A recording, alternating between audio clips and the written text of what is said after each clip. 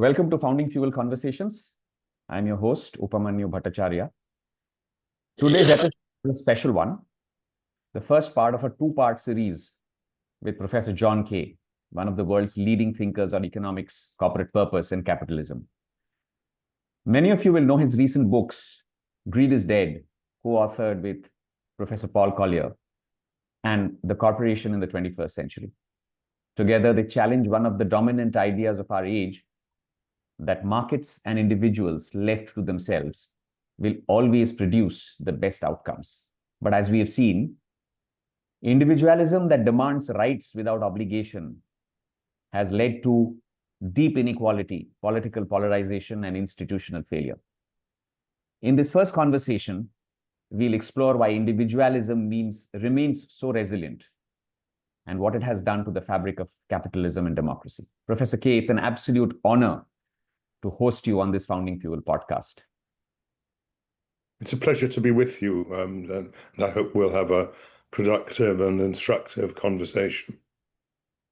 It's been an absolute joy to read your books, Greed is Dead, which you co-wrote with Professor Collier, and then, of course, The Corporation of the 21st Century, and absorb the ideas that you've proposed. In Greed is Dead, you and Professor Collier made a compelling case that individualism, with its obsessions with rights, but little sense of obligation, has failed us and has fueled inequality and populism. Yet, 5 years on, individualism feels more entrenched than ever. Why do you think individualism remains so hard to dislodge?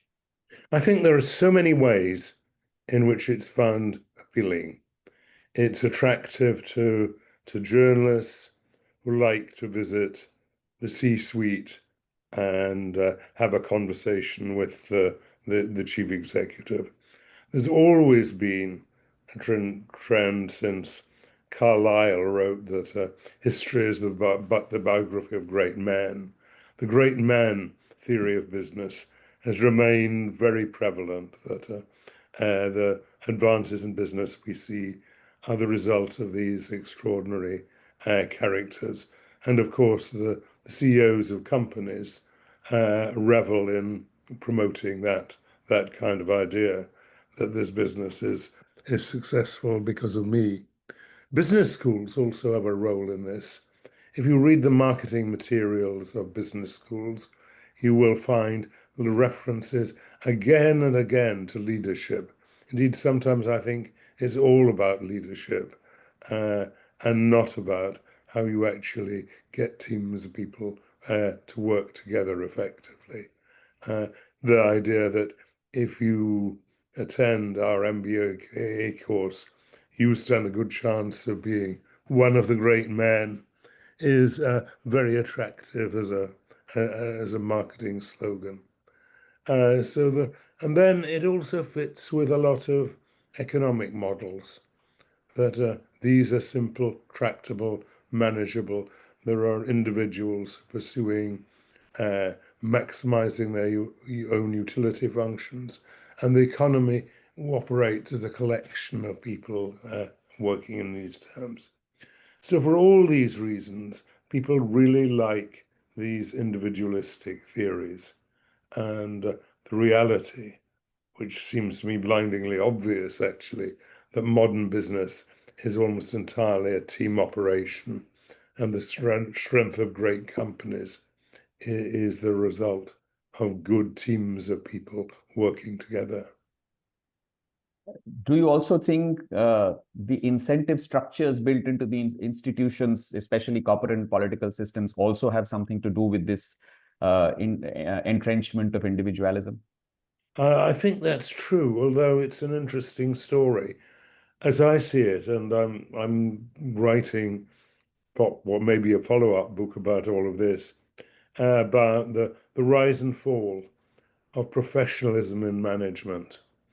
And really until the 1960s and 1970s, there was a drive to make management a more professional activity.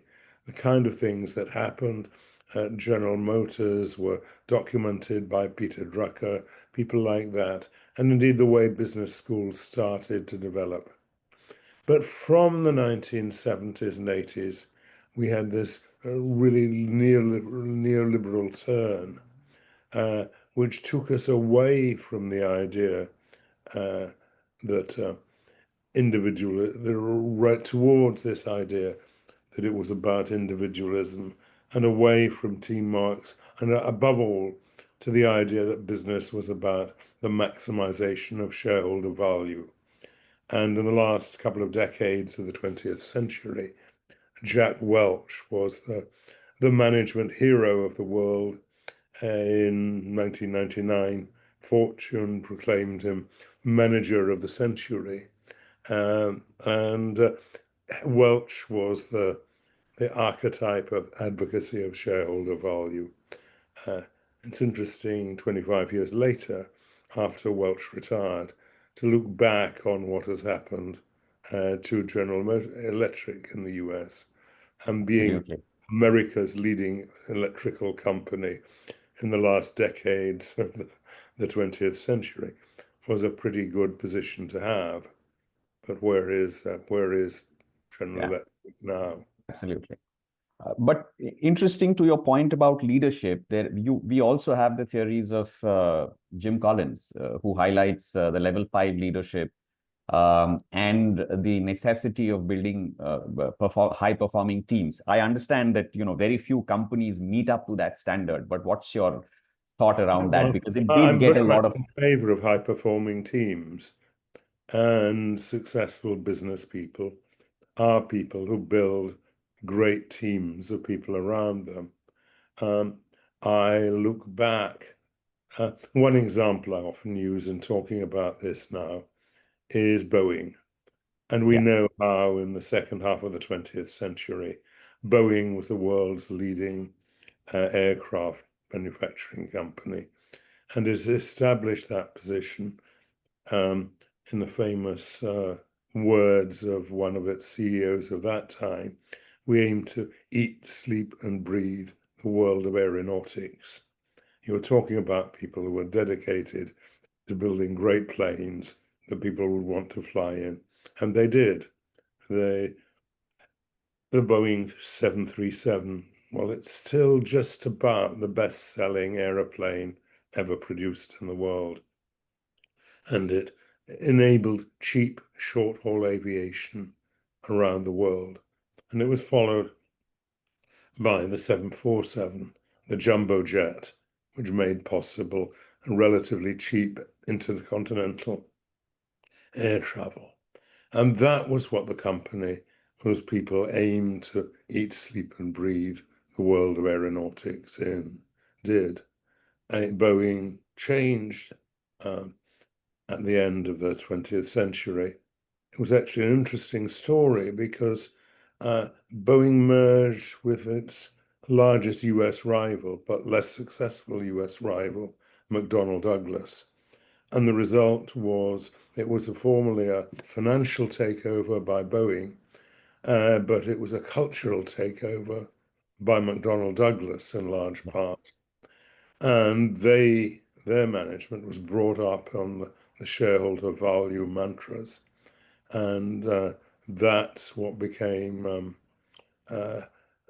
Boeing's aspirations. I remember one of the early CEOs of that era who said, people say this is a great engineering company. It is a great engineering company, but people invest in a business because they want to make money. And that, of course, was the company which had to compete with Airbus and its very successful short-haul jet, which effectively displaced the 737 in the fleets of a lot of airlines.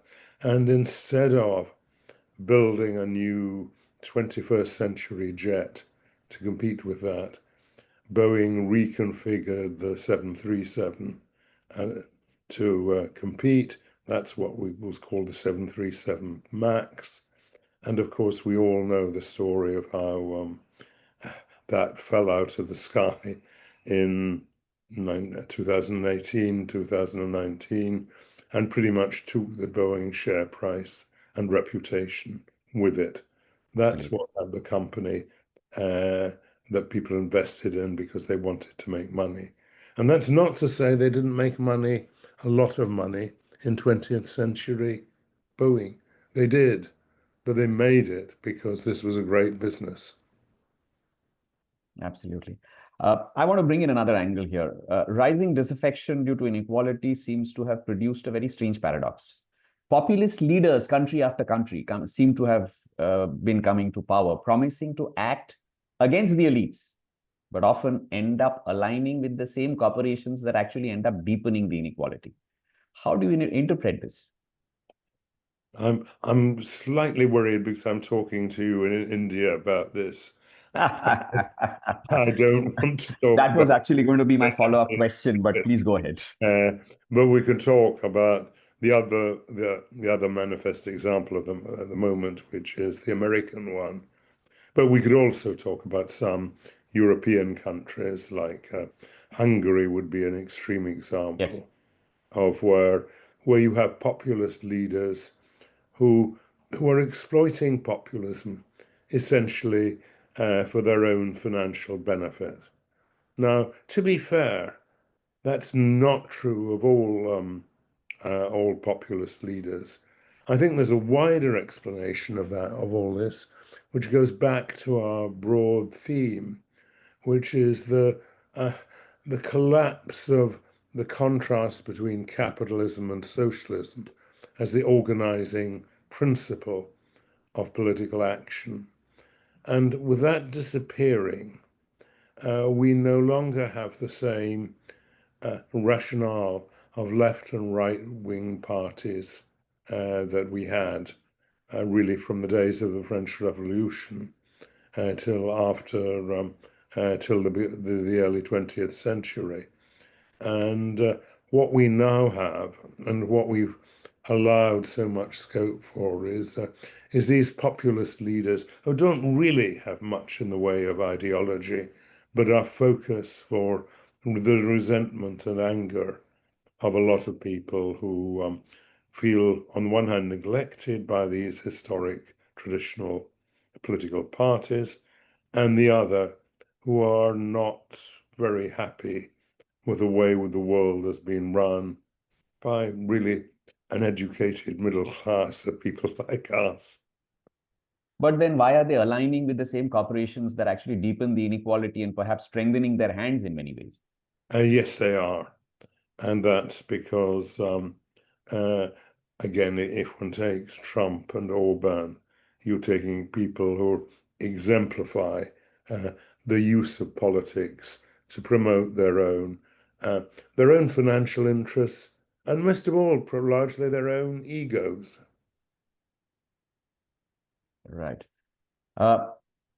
Is this also, across the spectrum, a failure of civic institutions? Is that what it is, or is there a cultural shift towards seeing success purely as individual achievement, as you were saying, in all areas of life? Well, we talked about some of the reasons why seeing why cultures value individual or attach great value to individual success and are likely to continue to do so. It's very attractive, both as formal journalism and casual observation, to think of the great men theory of business. It's not, in its extreme form, it's nonsense. I mean, we don't have the information technology revolution because of Bill Gates and Steve Jobs. We would have had computers in our pockets, even if neither of these people had ever been born. And if one looks back on the 30, 40-year story of the evolution of information technology, you see so many experiments, so many people who seemed for a time to be developing great businesses in the segment and ultimately failed. This is the market economy working as it really should be working. People are free to experiment, free to try new things. Most of these new things ultimately fail. And probably in the long run, we will see that Apple and Google and and Microsoft are no longer the dominant companies which they once were. The lifespan of companies, I think, has shortened quite a lot because Yes. the speed with which technology advances makes it, if anything, harder for them to keep up. And of course, the developments we're talking about, the emphasis on shareholder value and the like, makes it even harder to keep up, as the Boeing example illustrates so well. Parallelly, I want to delve into the other idea which you highlighted so extensively, which is centralization and its failure, both in governments and corporations, right? And yet you've seen in some of these companies which you just mentioned, we've seen hyper-centralized tech giants with unprecedented power and wealth. And yet the power is essentially concentrated in the hands of a very handful of people, whether it's Meta or Apple or even Google. And parallelly, the same thing is happening in governments as well, right? So beyond the aspect of individualism, why is there so much of focus on centralization and an inability to counter it in any way in both politics and business? Well, the argument that bigger is better or bigger will be more efficient uh, is immensely appealing both to politicians and to the public for reasons that are rather similar to the ones we were saying as to why people want to think of business as being populated by great men, and that it's with their vision that gives us new products. People, I think, systematically overestimate the importance of scale in giving you competitive advantage. Now, that leads us to another aspect of what you're talking about, which is that people regard the great companies of the moment as being extraordinarily and permanently powerful. I don't think that's right.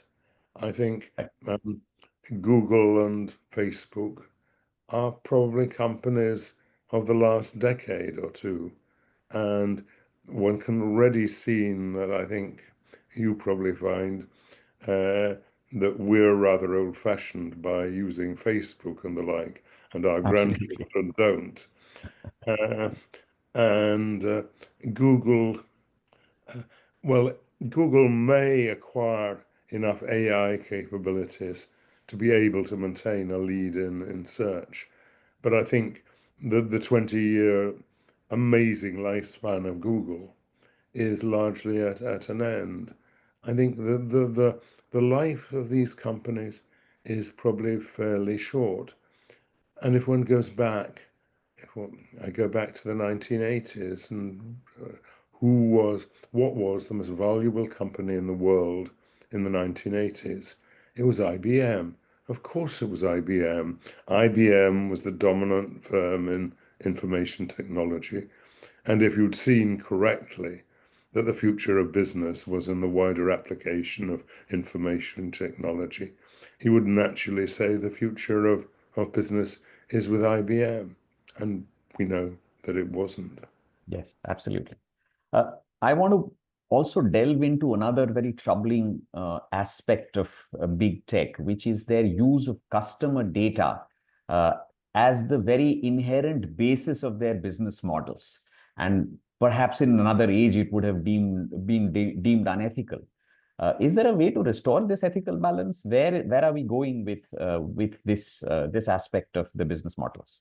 I think I need to ask myself how much I actually care about this. Uh, Google has a great deal of information uh, about me. I'm not sure I care.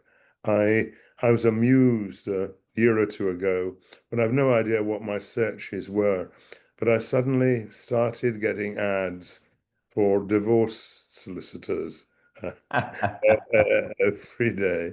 I don't know what I looked for that prompted this selection. Uh, the idea that um, if I get ads that are more relevant to me than I used to, I think if anything, that's a rather good thing that I can go on to Google and either deliberately or by virtue of their algorithms I get adverts pointing me to things I might want. I think that's probably a benefit on the whole. I would be worried if some of the unpleasant state actors that we can see around at the moment were able to get and using this kind of information. But I don't see much sign of that yet. And if one's honest, state actors would have to be a lot more effective than they are at the moment for this to be very disturbing. Fair enough. At this point, I want to bring in your thoughts on communitarianism as, the counterpoint to individualism, as we have seen. If you want to, just for the benefit of our listeners, if you want to highlight your thoughts about communitarianism and point out to some examples in history where communitarianism was a counterbalance to individualism and succeeded in delivering results in society. Yeah. Communitarianism in this sense. The communitarian point is to say that our societies work effectively, mostly as a result of institutions that are somewhere in between the individual and the state. And we think about it, and we all know that that's true. We are where we were because of schools and universities, because of churches, because of sports clubs, and so on. Without all of these things, and all of them are neither state institutions nor individuals. Without these things, our lives would be very different. And that, for me, is key to understanding business as well. That business is about teams of people working together. And most people actually enjoy the work they do, and as part of that, a large part of that is working with the people who they're working with. It's the powerful team and the rewarding team. And I don't mean rewarding in primarily a financial sense. I mean rewarding in the sense that we enjoy working with other people and we value the praise and support Yes. of the people we work with. That's how, in my mind, business actually works. Now, as we've been describing, a lot of the description of business denies or at least elides this. It's either the world of great men, and we will succeed if we follow the instructions of these heroic figures, or it's these organizations are groups of individuals making contracts and agreements with each other. Most effective teams, whether we're talking about sports teams or schools or churches or whatever, most of the units that matter in our lives are very different. There are these communitarian groups of people who find it rewarding, and I repeat again, I don't mean financially rewarding, to work together. Well, thank you, Professor K. That brings us to the end of the first part of the conversation. You've helped us unpack why individualism remains so deeply entrenched and how both corporations and political systems have reinforced it. In the next episode, we will look at something more hopeful and how we might imagine our institutions around shared purpose and community. Stay tuned for the part 2 from individualism to communitarianism on Populism.